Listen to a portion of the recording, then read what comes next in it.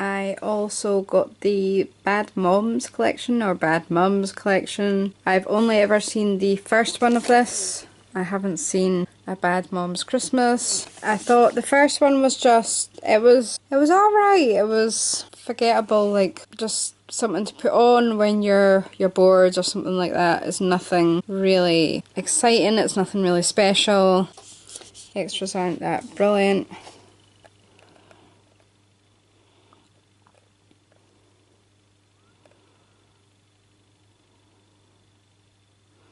So I probably won't be able to watch that one until this Christmas. The only thing is, it's quite a chunky box set, as you can see. It does take up like a lot of space, but I suppose it would take up the same amount of space with the two films. I recently rewatched all the Back to the Future films. Thankfully this has never been remade and never will be remade. And I also read the Ultimate Visual Companion book as well.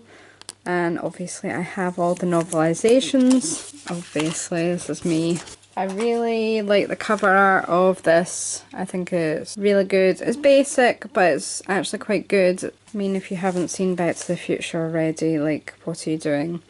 This is the 30th Anniversary Trilogy. That'll focus, and there's your back as well. Now this is the one where I like you've got 3 films, and it actually lays them out pretty well. Won't go to the trouble of taking all the films out, but you've just got the Michael J. Fox and Christopher Lloyd scene there when they've just sent Einstein off into the future. You've got your first film there, then you have your second film, and then you've got a little catch here.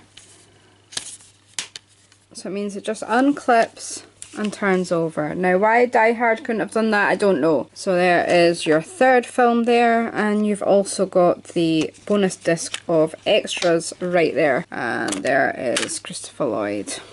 But I definitely think that for that kind of style, when you've got quite a few discs, this should be the way forward, and then it just click right back in, so it doesn't flap back and forth either. I really love these films. For me, the order goes in 2, 1, 3, simply because I saw 3 so often. I had it recorded off the TV onto this really ancient red VHS tape that I had. If you remember VHS, you're my age. And I saw that. For some reason, I never saw the first or the second films until a little bit later. So for me, the second film has always been my favourite, just because it also incorporates so many timelines, so many alternate timelines as well, and I really like the kind of alternate future. I wish they'd spent a lot more time there. I would have liked to have seen how other things have changed. You've also got a really nice amount of extras on here.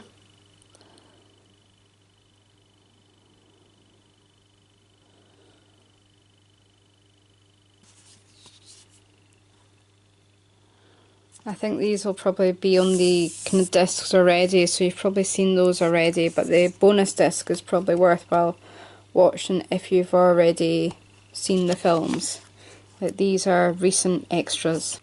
I also got Pulp Fiction. I have not seen this film in years. It is probably going to be released on Steelbook now, knowing my luck. But there is the infamous shot with Uma Thurman there. I always forget Rosanna Arquette is in this for some reason, and Eric Stoltz. Like, I really need to rewatch this film at some point because I remember some things about it, but I think it's more the kind of popular scenes, so to speak. You've got over 6 hours of bonus content. So you've got new interviews with the cast, you've got a new critics retrospective, behind the scenes footage, Pulp Fiction the facts, you've got production design featurette, you've got Siskel and Ebert at the movies, Tarantino Generation, you've got Independent Spirit Awards footage, Cannes Film Festival footage, the Charlie Rose Show, a Tarantino interview, Still Gallery's trivia track, and deleted scenes. Whew!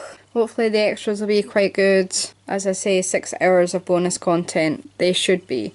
Hopefully they won't just be like rehashes of the entire film. I was in HMV recently, and because I had money to spend, I had gift vouchers for my Christmas, so I got Girls Trip for $3.99. Was $8.99, still a bit high. Got that for $3.99. I don't know if it'll be any good. It was one of the ones that I still have a love film list, like wish list on my Amazon account. It's just basically films that I did have on my love film list that I never got round to getting before they stopped love film, and also films that I don't really want to put on my main movies wish list just now. I'm trying to get that down. I don't know how this film will be. I don't really know much about it. I think I've seen parts of the trailer. I don't think I've seen the full trailer. For some reason I've only caught a part of it. But while I was there, I also got Baywatch. Now I can probably understand why this film was marked down to $3.99. The only reason I'm buying it is for The Rock, obviously. Hello, how are you? Very nice to meet you. Let's focus on the crotch, yeah. I remember watching like Baywatch as a child, Saturday nights, you know, Baywatch, Gladiators, Blind Date, all that kind of stuff. I watched that, and I don't know how this film's going to be. I really don't. I actually got the DVD of the first season of Baywatch and I rewatched it and I was like, this is crap. Why? Like, oh, it was so bad. It has not aged well at all. I don't know. It was just bad. But Zac Efron's in this as well. I think him and Dwayne Johnson will be quite good together. I think they'll be quite funny. I think they'll be the only ones who'll be able to make it bearable.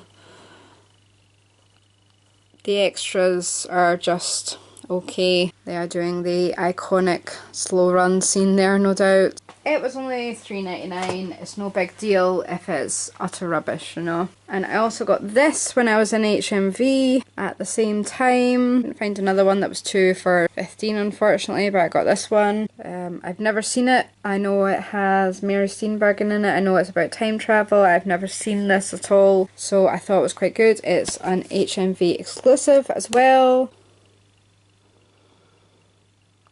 I mean, I like HMV for the kind of exclusive stuff, for their steelbooks. Like, they beat Amazon in price for this. I don't think Amazon even had this. It was only by third-party sellers. So obviously HMV had the exclusive for this, and then sometimes Zavvi will get the exclusive, and other times Amazon will get the exclusive.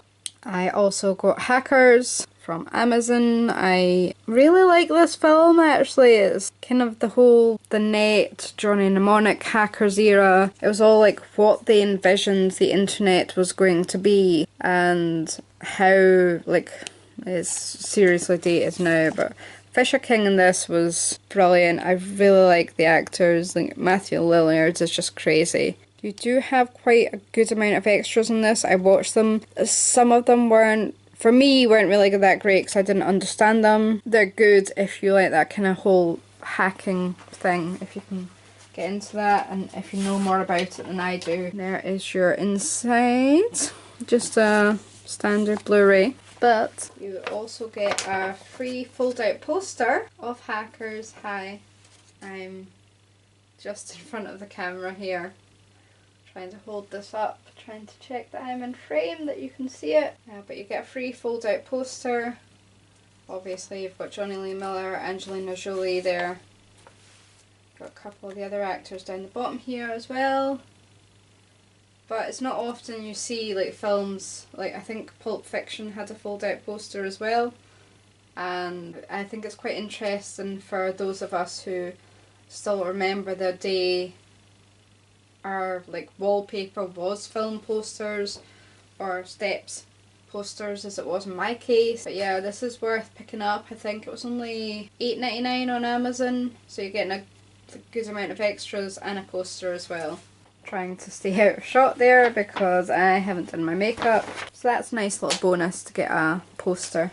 Not that I'll be putting it up, of course. I also got Mamma Mia the sequel, Here We Go Again. I also managed to get the steelbook of this, but it's upstairs at the moment and it's in a drawer. So this is the 2-disc sing-along edition. I haven't seen this one yet. I kind of know what happens. Like, I kind of almost deliberately ruined it for myself by asking someone at work. But I think it'll be quite interesting. I liked the first one. I liked all the songs. I got this. This went down to $3.99 on Amazon. I was like, wow, it's just out. I will buy it. I bought it. I rewatched the first one again, which was really good, and then watched this, and it was utter utter rubbish. Do not buy this. Like, this should not see the light of day. Like, I don't know what Sylvester Stallone was doing, like, going for this, putting his name to it. He's in it barely 15 minutes. I really, that you've got a feature-length film and he's like, the main kind of star. Arnie didn't come back for it. It's not that big a loss because it was only $3.99. But at the same time, I now can't pay anyone to take this off my hands. Like, no one is. It's just horrible. It's the worst film. I wouldn't recommend it. I don't think it's worth watching. If you enjoyed the first one, stick to that one. It's not worth watching this and seeing how terrible it is. I think this will be probably going down to the charity shop now and see if someone's silly enough to buy it. I recently rewatched The Rescuers and The Rescuers Down Under as well, which is coming up next. And I was always a Rescuers 2 girl more myself, but I really enjoyed kind of rewatching them. They were pretty short, like they're only about maybe 70-80 minutes at best. They're not long films at all, so I watched both of them back to back one night, and that's the inside there. I think I've talked about this one previously on a video, so I'm not going to spend too much time on it because I think I rewatched it and then obviously I wanted to watch Down Under 2. And there's your Down Under, which I was always more, like when I was younger, I preferred this one for some reason. I just liked the storyline and he reminded me of someone. And I really enjoyed it and I like the scenery. But why is the first film also included on here? So when you put in the disc, you get The Rescuers and you get The Rescuers Down Under. If you're buying this, you don't need to get The Rescuers already because it's already on there, which I'm quite disappointed about because obviously for those of us who are Steelbook collectors, you're gonna have The Rescuers on Steelbook already. So I don't understand why they did this unless it's like saving money for parents or something like that, but I don't think I'd trust my kids, my imaginary kids, with Steelbooks. Like, that would be under lock and key basically. But yeah, I really don't agree with that because I didn't look at the extras when I first put this in. I just put in the disc and I was like, wait a minute, why is there also, did I put in the right disc? Why is there also the first film on here? So that kind of really annoyed me. I just don't know why they did it, really. And there is the back of your Steelbook there. And it's not even like they've put them onto separate discs either. It's just one disc that you've got in here. And your disc there as well. That irritated me, I have to say. I'm not sure if it would irritate anyone else, but it seems like I wasted money getting the first Rescuers film and then I had to wait ages for the sequel to come out on Steelbook. So that was frustrating. And then to discover that they put the first film onto the Steelbook as well. Hi, what's wrong with that? And then I got Mission Impossible Fallout. Now I have the box set Steelbook of the other films, so this is kind of annoying, but never mind. There's your spine. It's got a nice couple of dabs of glue there. I've already creased one of it trying to get it off. And there is the back there. Like, the scenes in Mission Impossible really are stunning. You're just amazed by them all, really, and the stunt work is just amazing and like heart in your mouth moments, literally, watching it.